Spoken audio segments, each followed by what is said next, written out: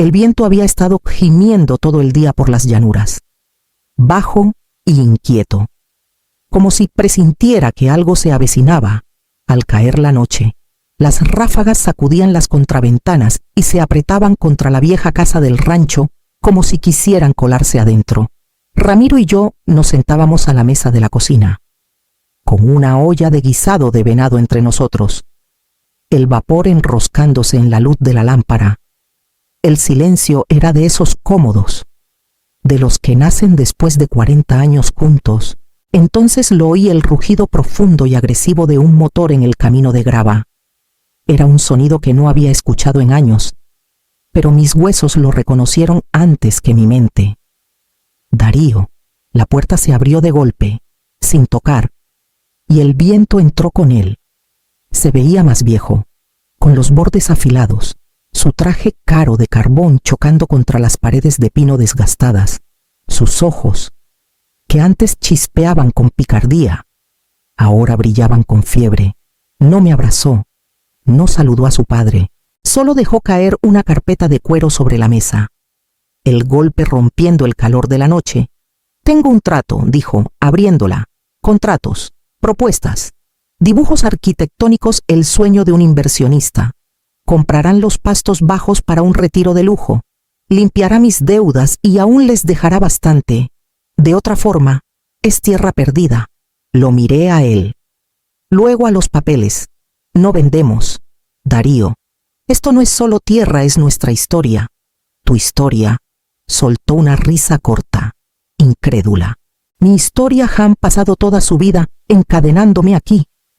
Creen que este lugar es un legado noble, pero es una cárcel. Mi padre lo sabía, en el fondo. Tú también». Las palabras salían calientes, más rápidas ahora. «Me han robado el futuro, acaparando lo que debería ser mío». «¿Y para qué? Uvas y tierra», mantuve la voz firme. «Te ayudaremos, pero no así. Vender el rancho no es opción». Su mandíbula se tensó, y por un latido pensé que se daría vuelta y se iría. En cambio, su mano salió disparada, la bofetada resonando en la cocina pequeña. Mi mejilla ardía, pero no me moví. Alcanzó la copa de vino a su lado, año 1995, el año en que nació, y la lanzó al hogar. El cristal se hizo añicos contra la piedra, el vino oscuro sangrando en el fogón.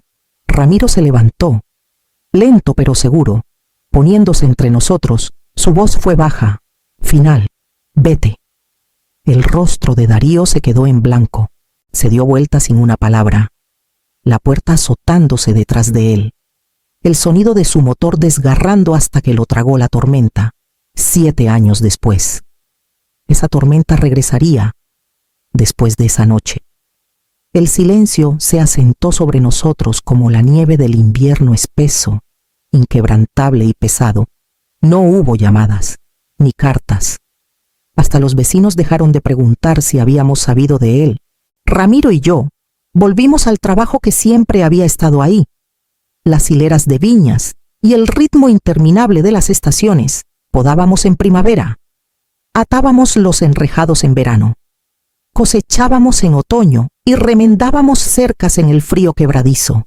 La vida seguía, pero algo esencial había sido arrancado de ella. Mantuve el cuarto de Darío exactamente como lo dejó. La colcha azul doblada a los pies de la cama, los libros alineados en el estante, el leve olor a cedro del baúl en la esquina. Todavía compraba sus granos de café favoritos cuando iba a Ensenada, guardándolos en la despensa, aunque la bolsa quedara sellada. Era un ritual pequeño, como si estar preparada pudiera traerlo de vuelta. Hubo veces que intenté alcanzarlo. Un correo con nada más que «pensando en ti», un paquete con un suéter que pensé le gustaría. Una vez, una tarjeta de cumpleaños con una foto del rancho en flor de primavera. Ninguno fue respondido. El suéter volvió sin abrir. La tarjeta nunca salió de la oficina de correos. La dirección registrada ya no valía. Ramiro lo procesaba diferente. «Tienes que soltarlo. Itzel», decía, su mano cálida sobre la mía en la mesa de la cocina. «Si quiere volver, volverá. Si no, No puedes dejar de vivir. Lo decía con buena intención, pero las palabras caían en el mismo silencio contra el que yo luchaba, año tras año. Los inviernos se alargaban de formas que nada tenían que ver con el clima. Las viñas resistían, como resisten las viñas. Incluso en los meses más fríos, me decía que yo podía hacer lo mismo. No fue hasta el otoño del 7º año, con las hojas tornándose cobre y oro, que empecé a sentir el cambio venir no en la tierra, sino en el aire entre nosotros y lo que esperara más allá de la próxima estación. Ese otoño, las colinas se vestían con sus colores más ricos, pero Ramiro se movía más lento por las hileras. Sus manos aún conocían el trabajo, pero su aliento salía más corto, sus pasos más deliberados. Recogíamos lado a lado, las canastas llenándose de uvas calientes del sol de la tarde, el aire cargado con la dulzura aguda de la fruta madurando. Intentaba no notar cuántas veces se detenía a descansar. Una noche, después de traer la última parte de la cosecha, se sentó a la mesa de la cocina con una taza de té. Su rostro pálido bajo la luz de la lámpara me contó del apretón en el pecho que lo había golpeado unos días antes. Cómo se alivió, pero lo dejó intranquilo. No fue nada, dijo, pero oí lo no dicho en su voz. A la mañana siguiente, sacó la caja a prueba de fuego del closet y la puso en la mesa. Deberíamos actualizar el testamento, dijo en voz baja. Sin abogados. No todavía, solo nosotros. Lo vi sacar una hoja de papel grueso color crema y escribir con su letra firme y cuidadosa. Cada palabra era intencional. Me nombró heredera única de todo el rancho, el viñedo, el equipo, las deudas, la tierra misma. Cuando terminó, lo firmó, lo fechó y lo deslizó hacia mí. Lo hicimos notarizar en Ensenada esa semana. Luego lo pusimos detrás de nuestro certificado de matrimonio en la caja fuerte. No hablamos más de eso. No hacía falta. En las semanas siguientes, Ramiro pasaba más tiempo en el porche. Viendo cómo cambiaba la luz por los campos, parecía contento, aunque más delgado, más callado. Una mañana fresca, lo encontré aún en su silla, una manta sobre las rodillas, su rostro en paz. El aire estaba quieto y frío, y el sonido del viento en las viñas parecía lejano. El día que lo pusimos a descansar, la luz del otoño caía suave sobre el rancho, y me paré junto a su tumba sabiendo que las estaciones girarían sin él. La niebla de la mañana se aferraba a las colinas como si ella también se resistiera a soltar. Amigos y vecinos se reunieron en un círculo flojo junto a la parcela familiar. Su aliento visible en el aire frío, la voz del pastor se oía baja sobre el viento, las palabras del servicio entretejiéndose con el susurro de la hierba seca. Mantuve los ojos en la madera pulida del ataúd de Ramiro, mis manos apretadas alrededor de la carta doblada que me dejó. El sonido de llantas en grava húmeda rompió la oración. Las cabezas se volvieron hacia el camino, donde un sedán negro se detuvo junto al granero. De él bajó Darío, alto y rígido en un traje tan oscuro que parecía absorber la luz. A su lado, una mujer en un traje sastre a la medida escaneaba la reunión con desapego clínico. Y un hombre en un traje gris arrugado llevaba un maletín de cuero. No se unieron al círculo. Se quedaron a un lado hasta que el amén final del pastor se desvaneció en el frío. Solo entonces Darío avanzó, sus zapatos hundiéndose un poco en la tierra húmeda. Su rostro era inescrutable, pero sus ojos encontraron los míos y los sostuvieron con una firmeza que parecía un desafío. No tocó el ataúd, no habló con los dolientes. Se detuvo frente a mí y dio el más pequeño asentimiento, uno sin calor. El hombre del maletín dio un paso adelante, abriéndolo con un movimiento practicado y sacando un sobre grueso. La voz de Darío fue calmada, casi conversacional. 50% del rancho, el equipo, el inventario de vino. Mi parte. No tomé el sobre. El abogado me lo presionó en las manos de todos modos. Su peso era más pesado de lo que el papel debería ser. A nuestro alrededor, el servicio se disolvió, murmullos quedos, miradas incómodas, el arrastre de pies alejándose. La mujer en el traje sastre ofreció una sonrisa delgada y tensa que nunca llegó a sus ojos. Luego se volvió hacia el auto. Darío se demoró solo un momento más, su mirada barriendo las hileras de viñas más allá del cementerio. Luego se dio vuelta. Caminando de regreso por la niebla sin otra palabra, me quedé sola con el sobre, el papel tieso e inflexible en mi agarre, el eco de su reclamo aún colgando en el aire frío, mientras pensaba en la única persona que podría decirme exactamente qué hacer a continuación. La casa de Álvaro López olía levemente a tabaco de pipa y libros viejos. Ese aroma que parecía inalterado por los años. Me recibió en la puerta con un asentimiento firme y quedo, sus ojos suavizándose al encontrarse con los míos. No perdimos tiempo en cortesías. Lo seguí al pequeño estudio donde las paredes estaban forradas de piso a techo, con volúmenes en todos los tonos de cuero desgastado. Puse el sobre grueso que Darío me dio en su escritorio, pero antes de abrirlo, saqué de mi bolso el testamento de Ramiro. El papel crema mantenía su forma, la tinta aún audaz y segura. Lo coloqué frente a Álvaro, lo leyó con cuidado, sus labios apretándose en una línea delgada. Cuando llegó al final, levantó la vista. «Esto es sólido», dijo, «escrito a mano, firmado, notariado, te deja todo a ti». El alivio intentó agitarse en mí, pero sus palabras siguientes lo detuvieron. «Eso no significa que no pueda impugnarlo. Podría alegar que manipulaste a Ramiro en sus últimos años, que no estaba en pleno uso de sus facultades. No se sostendría bajo escrutinio real. Pero Darío no necesita ganar del todo para herirte. Puede arrastrarlo a corte, hacerlo público, costoso». Pensé en el rancho bajo microscopio, extraños hurgando en nuestra vida como si fuera una curiosidad en exhibición. Pensé en el nombre de Ramiro enredado en acusaciones. Álvaro se recostó en su silla.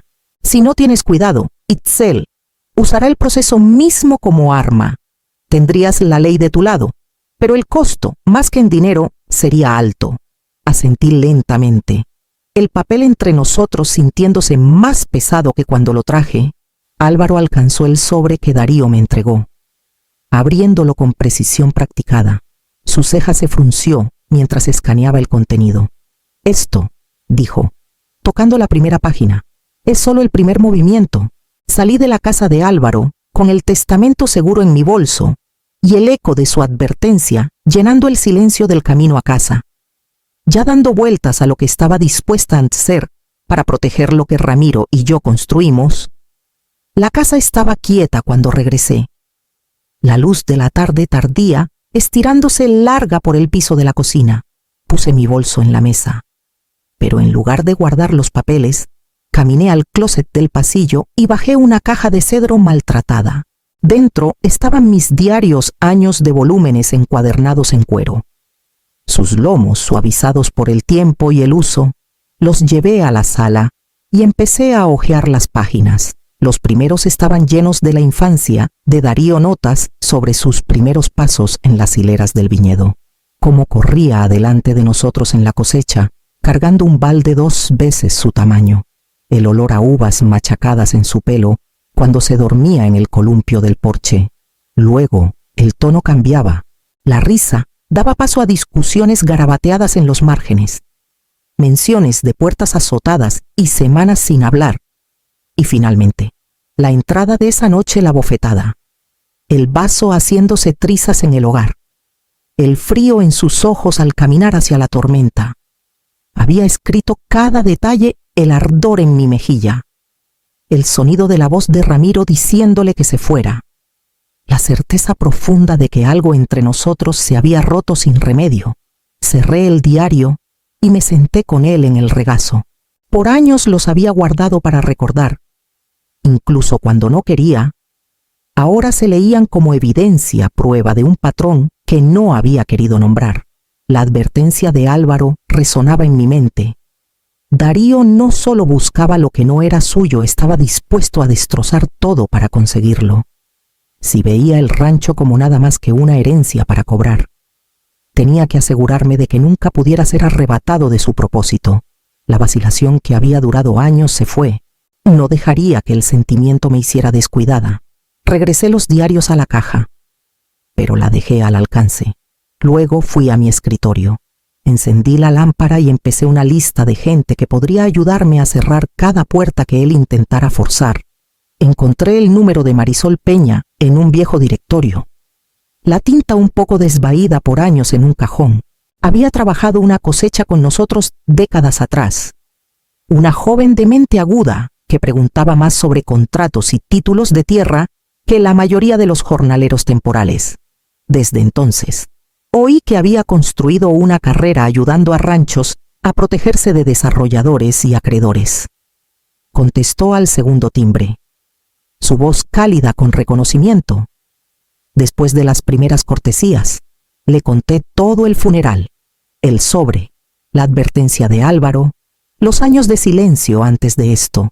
No intenté suavizar los detalles. Cuando terminé, estuvo callada un momento. Luego dijo Itzel: ¿Has considerado un fideicomiso de conservación perpetua? No lo había. Me lo explicó en términos simples. La tierra se sacaría del ámbito de la herencia privada por completo. Su uso y propósito protegidos por ley no me pertenecería a mí, ni a Darío, ni a nadie que intentara venderla por ganancia. Pertenecería a su propia misión, obligada a permanecer lo que Ramiro y yo construimos. Era una solución limpia, final.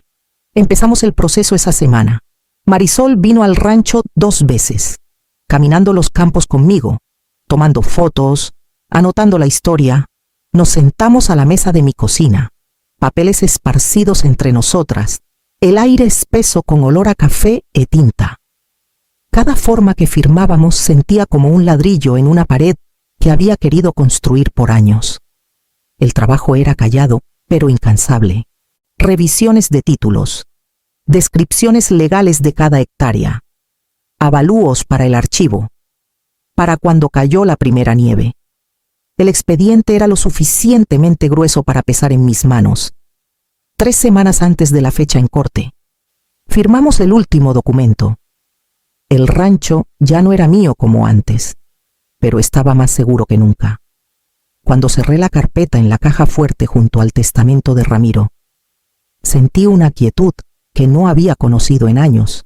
El mapa que Darío pensaba seguir de vuelta a esta tierra ya no llevaba aquí. Solo quedaba entregarle esa verdad en el lugar donde no pudiera ignorarla. La corte olía levemente a desinfectante y alfombra vieja. Ese aroma que se pega a lugares donde el tiempo parece detenerse. Me senté en la mesa de la demandada junto a Álvaro, mis manos dobladas en el regazo, viendo el reloj sobre el banco del juez. Al otro lado, Darío se inclinaba hacia su abogado, su postura relajada, una leve sonrisa juguetona en la comisura de su boca. Cuando empezaron los procedimientos, su abogado no perdió tiempo pintándolo como el hijo dutiful, agraviado por una madre inflexible. Habló de legado familiar y derecho de nacimiento, de un joven prometido, un lugar en la visión de su padre. Ahora dejado con nada, enfatizó la ausencia de Darío como un alejamiento causado por diferencias. Sin tocar la verdad de los años que vivimos sin una palabra de él, mantuve los ojos en el juez, no en Darío. Cuando fue el turno de Álvaro, se levantó sin dramatismos. Su voz fue medida, calmada. Presentó el testamento escrito a mano de Ramiro, el sello del notario claro al fondo de la página. Explicó que toda la propiedad, tierra, edificios, inventario, me fue dejada a mí. Luego deslizó adelante el segundo documento, el certificado oficial del fideicomiso de conservación perpetua. El activo en cuestión, dijo Álvaro con equilibrio, ya no existe en una forma que pueda heredarse. Su administración legal ha sido transferida de acuerdo con la ley estatal y federal. Está protegido. Y su propósito asegurado. No hay nada aquí que el demandante pueda reclamar. El juez examinó los papeles en silencio. El abogado de Darío empezó a hablar. Luego titubeó, revolviendo sus notas como si las palabras que necesitaba se hubieran escapado. Miré al otro lado del pasillo. La sonrisa se había ido. Los ojos de Darío estaban fijos en el certificado del fideicomiso, su expresión en blanco. Pero debajo vi el parpadeo de incredulidad, como un hombre parado en un puente que creía sólido, sintiéndolo desvanecerse bajo sus pies. El juez desechó la petición sin más debate. El mazo golpeó una vez, agudo y final. Álvaro caminó conmigo fuera de la corte. Darío se quedó atrás, hablando en tonos quedos y cortantes con su abogado. Salimos al aire frío, los sonidos de la ciudad apagados después de la quietud adentro. No miré atrás. La pelea por la que nos preparamos había terminado, pero el dolor de ella tardaría más en irse. Llegó en una tarde gris. Metida en la puerta mosquitera sin dirección de remitente, el sobre estaba arrugado, la letra inclinada y apresurada la suya. Me paré en el mostrador de la cocina mientras lo abría. La carta era corta, las palabras lo suficientemente afiladas para cortar. Me acusaba de robarle su futuro, de torcer la ley para engañarlo. Escribió que Ramiro nunca habría querido esto, que yo había quemado el último puente entre nosotros. Y luego vino la confesión. Casi como un pensamiento posterior, había sacado préstamos contra lo que creía su herencia. Ahora los acreedores se acercaban. La leí 2 veces. Luego la doblé de vuelta al sobre. La ira en esas líneas era suya para cargar, no mía, de mi cajón del escritorio. Saqué una hoja de papel y escribí una sola página en respuesta. Le dije que entendía su enojo, pero que había protegido lo que quedaba la parte de nuestra vida que no había sido envenenada por resentimiento o avaricia. No pedí una respuesta, no esperaba una. Cuando fui a regresar el sobre al escritorio, mi mano rozó una vieja carpeta manila. Dentro había retazos de la infancia de Darío, una hoja de maple prensada, una foto de él sentado en los hombros de Ramiro y un dibujo en crayón del rancho. Viñas de palitos se estiraban bajo un sol torcido. Una casita con humo enroscándose de la chimenea. En la esquina, un niño sonriente sostenía una canasta 2 veces su tamaño. Miré ese dibujo por mucho tiempo, sintiendo el espacio entre entonces y ahora. El niño que lo hizo se había ido, y el hombre que vino a mi puerta esa mañana neblinosa no tenía nada de él. Puse el dibujo en el escritorio y lo dejé ahí. Un recordatorio de lo que fue una vez, y lo que quizás nunca vuelva a ser. El toque vino justo cuando el sol se hundía. El viento de noviembre trayendo el olor a nieve. Cuando abrí la puerta, Darío estaba ahí en una chaqueta gastada. Sus hombros encorvados, la agudeza que vi por última vez en él se había ido, reemplazada por algo más quedo, más delgado. No vengo por dinero, dijo, su voz baja. Solo necesito trabajo. Le dije que la cerca en el pasto necesitaba postes reemplazados antes de que el suelo se congelara. Asintió sin queja y se fue al granero. En las semanas siguientes, aparecía cada mañana, limpiaba zanjas, reparaba portones, fregaba el piso de la sala de embotellado hasta que brillaba. No pedía gracias, y yo no las ofrecía, pero noté cómo bajaba el ritmo para mostrarle a un voluntario joven cómo enrollar alambre en un poste, o pausaba para ajustar una herramienta para que encajara mejor en la mano de alguien. Una noche, mientras el cielo se oscurecía a índigo, me preguntó por los últimos días de su padre. Le conté la verdad, que Ramiro había muerto aquí, en casa. Como quería, no dijo nada. Solo asintió una vez y volvió al trabajo. Semanas después, se quedó a cenar. Comimos en silencio. El reloj tic-tac suave en la esquina. No era perdón, pero tampoco hostilidad. Después de que se fue, caminé el límite del rancho. Las viñas yacían dormidas bajo la escarcha. Sus raíces profundas, su fuerza invisible. La tierra estaba segura, Y por primera vez en años, yo también